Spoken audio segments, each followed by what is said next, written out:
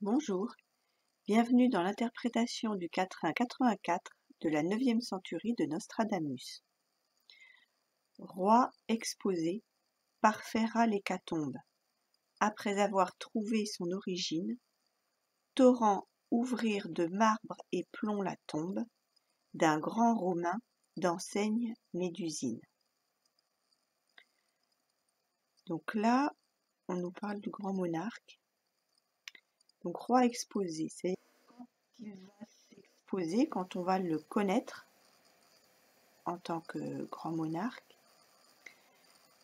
Parfaire l'hécatombe, c'est-à-dire que ça va l'achever. Il va mettre fin à une hécatombe qui aura lieu à ce moment-là. Donc quand il va s'exposer, arriver sur le devant de la scène, ça va pour arrêter une hécatombe qui sera en cours. Avant cela, peu de temps avant cela, il aura trouvé son origine, donc son origine royale. Ce qui veut dire qu'il n'en a peut-être pas forcément connaissance encore actuellement, ou qu'il n'aura pas forcément été élevé dans la connaissance de son origine royale, et donc de son destin. Torrent ouvrir de marbre et plomb la tombe. Donc là, la tombe, c'est la tombe de ses ancêtres, je pense. Quand une tombe est fermée de marbre et de plomb, c'est-à-dire le plomb, c'est scellé hermétiquement. Quand on met des plombs, on met une scellée, on peut pas l'ouvrir normalement.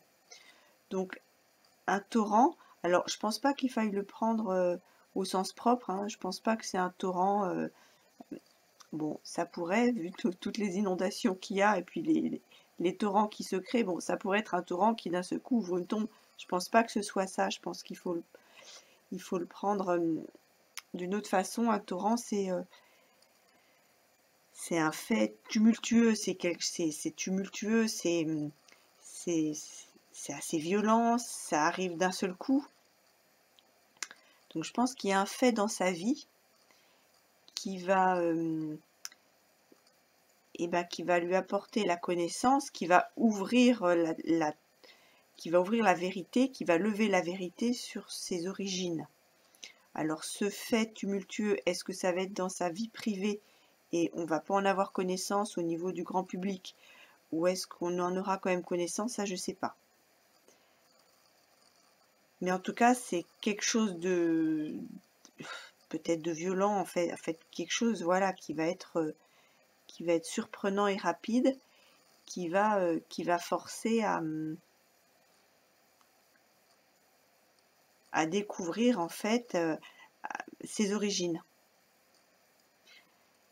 D'un grand Romain d'enseigne médusine. Donc d'un grand Romain, c'est pour rappeler l'Empire romain d'Occident, dont il va refaire un peu comme Charlemagne, il va le remettre en place.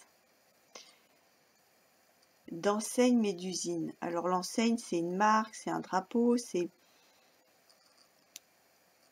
donc qui sera marqué, il aura la marque Médusine. Alors Médusine, j'ai cherché, j'ai pas trouvé. J'ai trouvé par contre Mélusine.